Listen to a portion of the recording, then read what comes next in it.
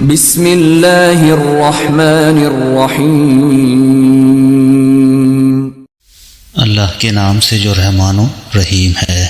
ہاں، اللہ اس سے ہرگز نہیں شرماتا کہ مچھر یا اس سے بھی حقیر تر کسی چیز کی تمثیلیں دے۔ جو لوگ حق بات کو قبول کرنے والے ہیں وہ انہی تمثیلوں کو دیکھ کر جان لیتے ہیں کہ یہ حق ہے جو ان کے رب ہی کی طرف سے آیا ہے، اور جو ماننے والے نہیں ہیں وہ انہیں سن کر کہنے لگتے ہیں ایسی تمثیلوں سے اللہ کو کیا سروکار۔ اس طرح اللہ ایک ہی بات سے بہتوں کو گمراہی میں مبتلا کر دیتا ہے اور بہتوں کو راہ راست دکھا دیتا ہے، اور گمراہی میں وہ انہی کو مبتلا کرتا ہے جو فاسق ہیں۔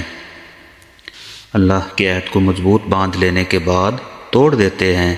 اللہ نے جسے جوڑنے کا حکم دیا ہے اسے کاٹتے ہیں اور زمین میں فساد برپا کرتے ہیں۔ حقیقت میں یہ لوگ نقصان اٹھانے والے ہیں۔ تم اللہ کے ساتھ کفر کا رویہ کیسے اختیار کرتے ہو حالانکہ تم بے جان تھے؟ اس نے تم کو زندگی عطا کی، پھر وہی تمہاری جان طلب کرے گا، پھر وہی تمہیں دوبارہ زندگی عطا کرے گا، پھر اسی کی طرف تمہیں پلٹ جانا ہے۔ وہی تو ہے جس نے تمہارے لیے زمین کی ساری چیزیں پیدا کی، پھر اوپر کی طرف توجہ فرمائی اور 7 آسمان استوار کیے، اور وہی ہر چیز کا علم رکھنے والا ہے۔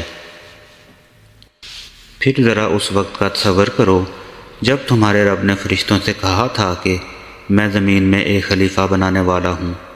انہوں نے عرض کیا کیا آپ زمین میں کسی ایسے کو مقرر کرنے والے ہیں جو اس کے انتظام کو بگاڑ دے گا اور خون ریزیاں کرے گا؟